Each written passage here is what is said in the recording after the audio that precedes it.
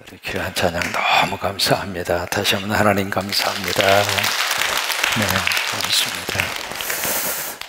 오늘 하루도 예수님처럼 당신 모처로 하루를 승리하시기를 주의 이름으로 축원합니다.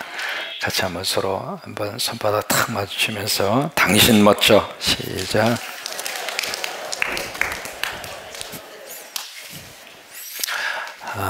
어떻게 2분 웃고 이틀 더 사실래요? 5분 웃고 500만 원 벌으실래요? 이렇게 웃는다고 하는 게 참 쉽지가 않습니다. 평소에 이제 연습을 하셔야 이게 가능하고요. 또 하나, 혼자 웃는 것은 더 어렵습니다.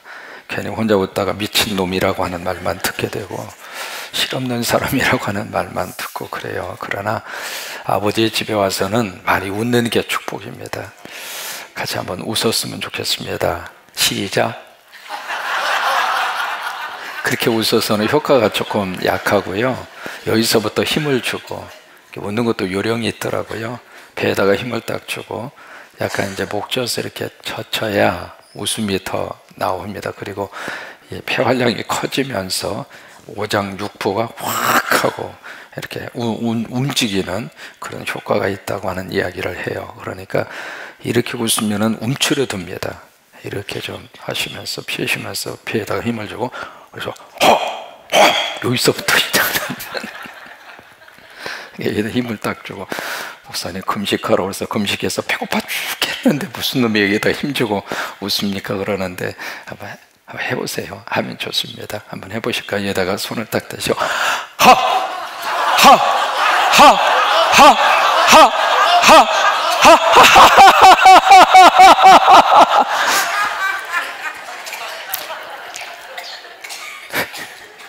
기침 나오는 것은 정상입니다.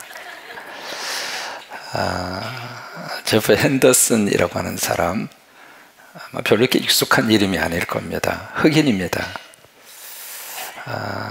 이 사람이 어떤 사람이냐면 미국의 라스베가스에 가서 보시면은 거기에 전 세계도 내놓으라는 호텔들이 그렇게 많습니다. 라스베가스에. 거기 이제 벨라지오라고 하는 5성급 호텔이 있어요. 근데 그 벨라지오에 한국 분들이 많이 가는 이유가 그 앞에 벨라지오 물 분수쇼, 그게 아주 기가 막힙니다.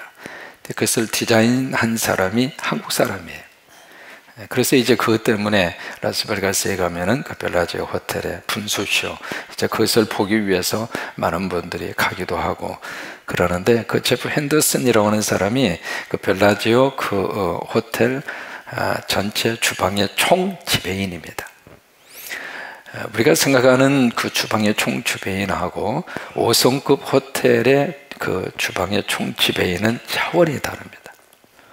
근데 그것도 다른 사람도 아니고 어떻게 흑인이 그 자리까지 올라갔을까? 근데 이 사람의 인생을 들여다보면 말 그대로 파란 곡절, 우여곡절, 말 그대로 롤러코스터를 타는 이제 그런 인생을 살았던 분이거든요. 젊은 날 틴에이저, 그 청소년 시기에 마약 거래를 하다가 경찰에 붙잡혔습니다. 그래서 무려 19년 8개월 감옥형을 선고받습니다. 거의 한 20년 가까운 그런 형을 선고받은 거죠. 그래서 이제 감옥에 들어가서 감옥살이를 하는데, 감옥에서 가만두지 않잖아요. 이런 일 저런 일을 많이 시키는데 이 사람이 뭘 했느냐면 청소하는 일을 했어요.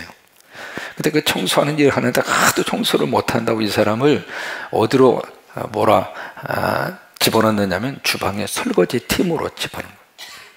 근데 그 설거지를 혼자서 다 하도록.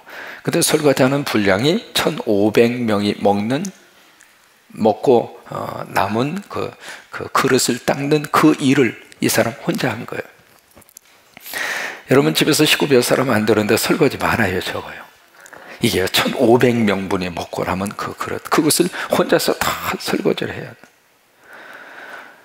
그러니까 말 그대로 이게 감옥 안에서도 가장 밑바닥으로 떨어진 거예요. 근데 참 묘합니다. 사람은요, 어떤 극한적인 상황과 밑바닥에 딱 부딪히면 둘 중 하나입니다. 튀어 오르든지 아니면 거기서 끝내버리든지.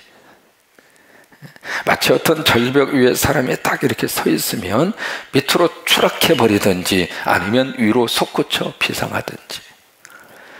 근데 그 선택은 누가 하는가? 다른 사람이 하는 게 아닙니다. 본인이 하는 거예요. 근데 이 사람은 참 긍정적으로, 그래서 우리 생각이라고 하는 게 중요한 거예요. 마음이라고 하는 게 참 중요한 거예요. 어떤 생각을 가지고 사는가, 어떤 마음을 가지고 사는가, 어떤 태도를 가지고 사는가, 그것이 그 사람을 마지막 그 순간에 글을 올리든지 아니면 끝내버리든. 근데 제프 앤더슨이라고 하는 사람은 그 삶의 밑바닥 속에서 매일마다 1500명분 그것을 막 설거지를 하면서 또 가만두겠습니까? 위에 있는 상관들이. 그러면서 가장 밑바닥에서 그렇게 하루하루 지내면서 거기서 뭐가 생겼는가? 꿈이 생긴 거예요. 주방에서 설거지하면서, 요리하는 사람, 주방에서 설거지하면서 막 여기저기서 막 최고 인류의, 거기나 최고의 인류의 셰프들이거든요. 그 셰프들이 하는 그것을 보면서, 야, 나도 한번 해보자. 나도 한번 저 꿈을 가져보자. 나도 주방장의 꿈을 한번 가져보자. 그 꿈이, 그 속에서 밑바닥에서 그 꿈이 생긴 거예요. 사람이 꿈이 생기면 그 속에서 뭐가 있는가, 이게요, 지치지 않습니다. 꿈이 있으면은 다시, 꿈이 이렇게 가슴속에 꿈을 가지고 살면 삶의 에너지가 나옵니다. 근데 그 사람 속에 그런 꿈이 있는 거예요. 야곱이 그의 그 라헬이라고 하는 사람을 사랑하잖아요. 사랑을 해서 그 여인을 위해서 노동봉사 7년 동안 했는데, 첫날 밤 딱 지나고 나니까 라헬이 아니라 레아였잖아요. 그때 야곱은 인생의 비밀을 깨달아요. 불 꺼지면 이 여자나 저 여자나 똑같구나. 그러고 나서 이제 눈을 떴는데 이게 그 여자가 아닌 거예요. 이미 한 방 먹은 거죠, 여삼촌에게서. 그래서 또다시 이 여자를 네가 취하고 싶으면 7년 노동 봉사를 해라. 무슨 놈의 장가 가기가 그렇게 힘든지. 그래서 야곱은 14년 동안 2번 장가 가기 위해서 섣빠지게 고생을 해서 결혼한 거예요. 여러분, 우리 노동력 제공 안 하고 장가 가신 분들은 감사한 거예요. 아멘도 안 하지만. 근데 그 라헬을 너무 사랑해서 성경은 그렇게 기록합니다. 그 7년은 수일처럼 지내었더라. 꿈이 있으니까. 여러분, 이 한 해를 사는 동안 하나님께서 우리에게 꿈을 부어주셔서, 하나님께서 성령의 거룩한 역사로 꿈을 허락을 해주셔서 지칠 때마다 지치지 아니하도록 하나님이 도와주시기를 바라고, 포기하고 싶을 때마다 포기하지 아니하도록 하나님이 붙들어 주시게 되기를 바라고, 그래서 우리 안에 그 꿈이 참, 이 꿈이라고 하는 이 단어 딱 하나의 단어입니다만은 그 단어 하나가 인생 속에 주는 영향력은 엄청난 거예요. 미국의 디트로이트라고 하는 거에 자동차 주거든요. 거기서 바로 헨리 포드라고 하는 사람이 자동차가 시작이 됐는데, 그 디트로이트에 거기에 그 헨리 포드의 그 자동차 회사에 이제 조그맣게서 박물관 하나를 꾸며놨죠. 거기에 이제 들어가면 헨리 포드 네이분의 사진이 있고, 사진 밑에 걸려져 있는, 밑에 있는 글씨가 아주 인상적입니다. 남편 포드는 꿈을 꾸었고 아내는 믿음으로 기도하는 사람이었다. 참 그 글이 인상적이더라고요. 한쪽은 꿈을 꾸고 한쪽은 기도해주고. 그래서 이제 바로 이 자동차, 그 당시에 자동차는 우리 개념하고 다릅니다. 전부 다 마차가 굴러다니는 시절에 무슨 놈의 차예요. 처음에 포드가 자동차를 만든다고 그랬을 때 주변에 있는 사람들 모두가 했던 말이 이구동성으로, 길도 없는데 무슨 놈의 자동차냐고 그랬어요. 근데 그 속에 꿈이 있으니까 그 꿈을 위해서 아내는 기도해주고, 그렇게 해서 자동차라고 하는 현실적인 작품과 결과가 나오게 된 거예요. 그러니까 제프 핸더슨도 마찬가지예요. 삶의 그 밑바닥 속에서 꿈이 있으니까 힘들어도 힘든 줄 모르고 그 어려운 질고의 세월을 이기고 극복하고 결국에 가서는 그가 세계적인 주방장이 됩니다. 그러면서 그 사람의 책을 한 권 써요. 근데 그 자서전의 책의 제목이 아주 인상적입니다. 우리말로 그렇게 번역을 해놨더라고요. 나는 희망이다. 근데 원래 제목은 Impossible is nothing 이라고 하는 단어. 책 제목이 그래. Impossible, 불가능은 is nothing, 없다 그 말이에요. 그러니까 자기가 살아보니까 흑인이라고 해서 안 되는 게 아니라 그거예요. 젊은 시절 청소년기에 만약에 손을 대서 20년 가까운 그 형을 받았지만 그래도 인생은 끝나는 게 아니라고 하는 거예요. 결국 거기서 그 나름대로 결국 10년 만에 보호 관찰 저기로 해서 세상에 나오게 됐고, 그래서 결국 그분이 세계 최고의 5성급 호텔 베라지오 호텔의 총 주방장 지배인이 된 거. Impossible is nothing. 여러분, 빌립보서 4장 13절의 말씀 우리는 기억하잖아요. 내게 능력 주시는 자 안에서 내가 모든 것을 할 수 있느니라. 여러분, 그 말씀을 이렇게도 우리가 적용을 해볼 수 있습니다. 성령 안에서 성령 충만하면, 성령님이 도와주시면 내가 모든 것을 할 수 있느니라. 제가 이제 목표를 하다가 풀러 신학에 들어갔어요. 들어가서 공부를 좀 더 하고 싶어서 이제 들어갔죠.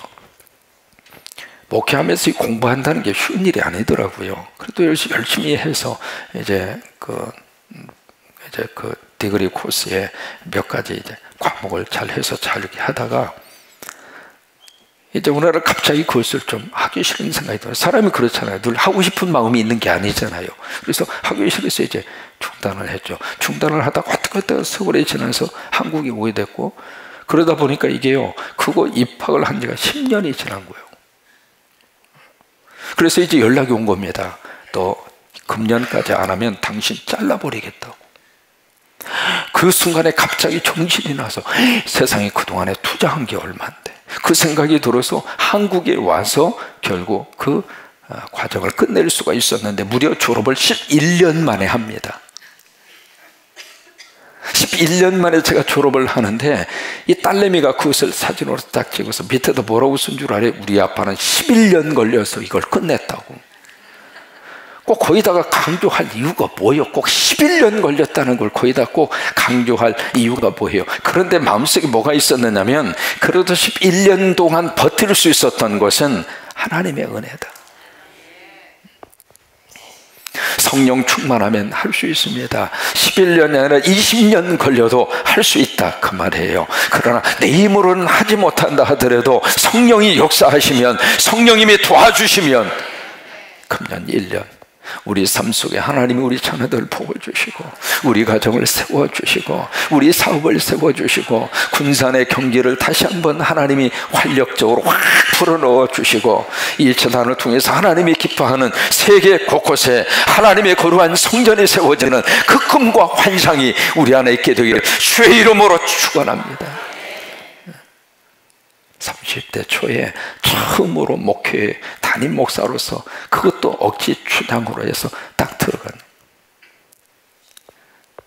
선배님이 개척을 한 교회인데 교인들 다 모아보니까 30명, 자체 성전도 없고, 그리고 교단도 없고, 그리고 장로님도 없어서 당위도 없고. 그래서 전임 목사님이 아리조나주로 가시면서 이제부터 참목사 모시고 신앙생활하라고, 그게 이 취임식이었습니다. 그러면서 제적회를 열어서 이제 그 선언을 하는데, 제적회에 참석한 사람이 딱 2사람. 그렇게 이제 목회를 시작을 한 거예요. 말 그대로 맨 땅에 헤딩하는 그런 목회였죠. 첫 번 달 다 목회를 하고 나니까 사례비로 준 것이 500불 주었습니다. 뭐 사특이라고 하는 것은 고라지, 차고 개조해서 들어간 그 집, 몇 번 말씀드려서 기억하시죠? 주방도 없고, 그리고 화장실도 없고. 그 속에서 이제 목회를 시작을 했어요.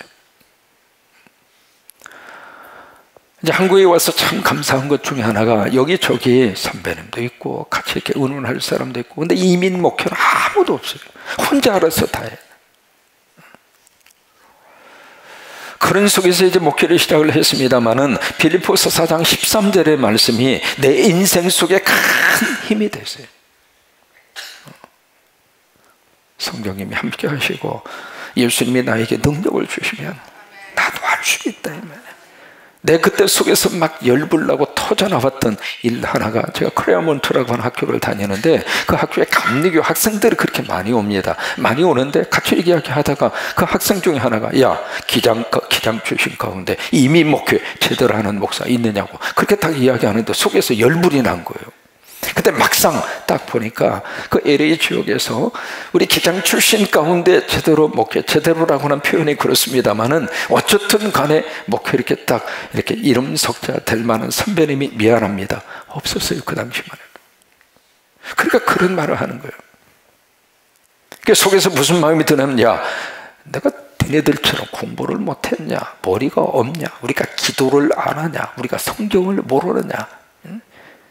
그래서 이제 속에서 한번 해보자, 그런 마음이 드는 거예요. 그런 마음을 듣는 가운데 이제 어쨌든 30명 교회를 하나님이 허락을 하셔서 그렇게 해서 목회 설교 시작을 하는데, 어쨌든 결론적으로 하나님께서 아름답게 축복하셨어요. 이때 아멘 크게 해주면 나도 물도 마시고 얼마나 좋겠어. 하나님이 역사하셨어요. 저는 그런 그 어떤 개인적인 경험을 통해서 마음속에 그 확신이 드는 거예요. 그래요, 능력 주시면, 성령님이 함께 하시면, 하나님이 함께 하시면 얼마든지 할 수 있다, 이 말이에요.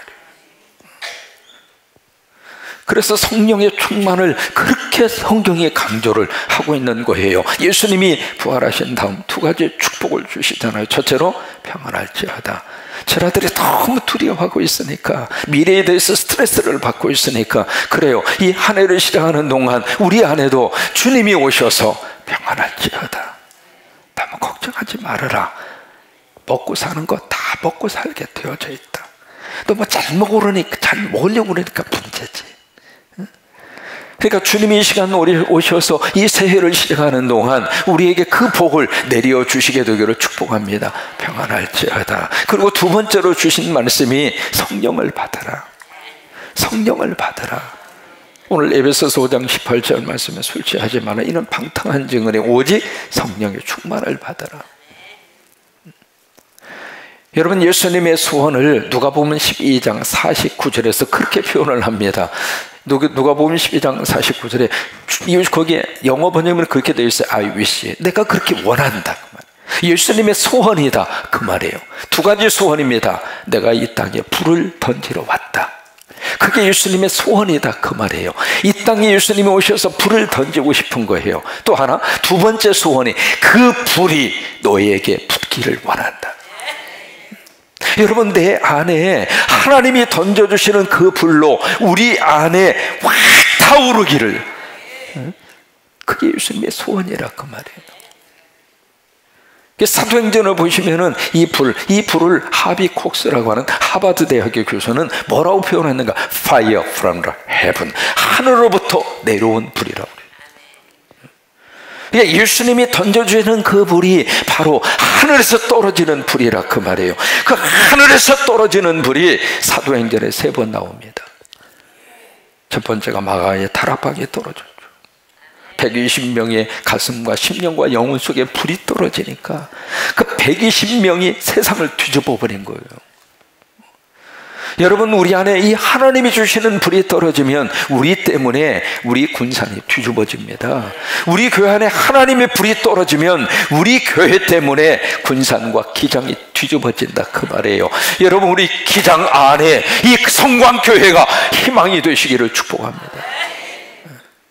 각 교회마다 이구동성으로 뭐 전도도 안 된다, 부흥도 안 된다, 선교도 안 된다, 뭐 이렇게 안 되는 게 그렇게. 하나님은 된다고 말씀을 하시는데 우리는 패배의식에 사로잡혀서 이것도 안 된다, 저것도 안 된다, 뭐 그렇게 안 되는 게 많으냐 말이에요. 그 속에서 이 기장 속에서 이 성광교회가 하나님 앞에 정말로 희망의 아이콘으로 하나님의 들어쓰시게 되기를 축복합니다. 이게 불이 떨어지면 되는 거예요. 그 다음에 사도행전 10장 고넬료라고 하는 사람 기억하잖아요. 이방인이면서도 참 하나님을 신실하게 경건했던 사람, 그 사람 속에 베드로를 보내서 가정에서 특별 집회가 열리도록 그렇게 역사를 하셨고, 그러고 나서 이 사도행전 10장에 그 집회의 마지막 결론이 참 기가 막힙니다. 베드로가 말씀이 끝났을 때 거기 모인 사람들의 영혼 속에 성령이 임한 거예요. 그러니까 불이 떨어진 거예요. 여러분, 설교는 차상령이가 하고 불은 여러분이 받으시고, 설교는 차상령이가 하고 불은 여러분들이 받으시고, 여러분, 그래요. 하나님이 지금 이 순간도 내 안에 불을 주시기를 원합니다. 그 다음에 사도행전 19장입니다. 에베소라는 지역에 안드레가 가서 복음을 전합니다. 그때 소식 읽고 베드로와 요한이 가요. 가서 거기에 에베소에 있는 성도들에게 그렇게 물어요. 당신들 예수 믿을 때 성령 받았느냐? 여러분, 중요한 질문입니다. 예수 믿는 것과 성령 받는 것과, 그러니까 believe and receive, 이 두 가지가 동시적으로 일어난다 그 말이에요. 그러니까 여러분, 이 시간 말씀을 듣는 순간에 이미 성령님이 우리 안에 불을 주신 거예요. 이 새벽에 우리 주화가 참석을 했는데 이 주화 속에 하나님이 지금 불을 붙여주는 거예요. 가희와 수정이 지금 고개 숙이고 지금 주무시고 있지만 전혀 상관이 없는 거였고, 하나님이 이 시간에 저들 마음속에 하나님이 지금 불을 붙여주시는 거예요. 여러분, 이게 참 놀라운 하나님의 역사입니다. 너희가 예수를 믿을 때에 성령을 받았느냐? 동시적인 사건이에요. 그러니까 에베소에 있는 성도들이 우리나 그러고 모른다고. 베드로가 안수하잖아요. 안수하니까 그 순간 그들에게 성령의 불이 임한 거예요. 그러니까 이게요, 하나님이 지금도 우리 안에 이 불을 내려 주시기를 원하시는 거예요. 이 한 해를 사는 동안 주여 내 안에 하나님의 불이 임하게. 하나님의 불. 사업을 할 때에도 하나님의 불을 받고 하세요. 왜 안 됩니까? 하나님이 역사하시면 일어날 수 있는 것이지. 길이 없으면 하나님은 길을 만드시면서라도 우리를 인도하시고, 물이 철철 넘쳐 흐르면 물을 끊어서라도 하나님이 도로를 만드시고, 그 광야 속에서 먹거리가 없는 그 속에서 하늘문을 열으셔서 40년 동안이라 먹이신 하나님이신데 왜 우리 하나님을 자꾸 축소시킵니까?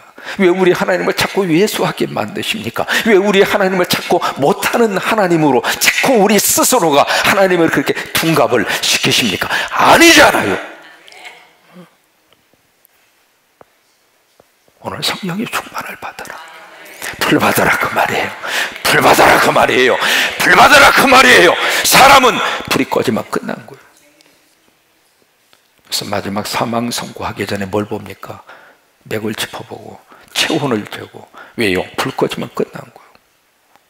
하나님께서 우리 안에 불을 붙여주셔서, 그래요, 그 불이 우리 안에 붙어서 우리가 이 한 해를 사는 동안 하나님의 불로 매일매일 당신 멋대로, 내일로 미루지 마시고 오늘을 당당하게, 오늘을 신나게, 오늘을 멋지게, 오늘을 쳐주고 당신 멋대로 오늘 하루를 그렇게 살게 되는 저와 여러분 되시기를 주의 이름으로 축원합니다.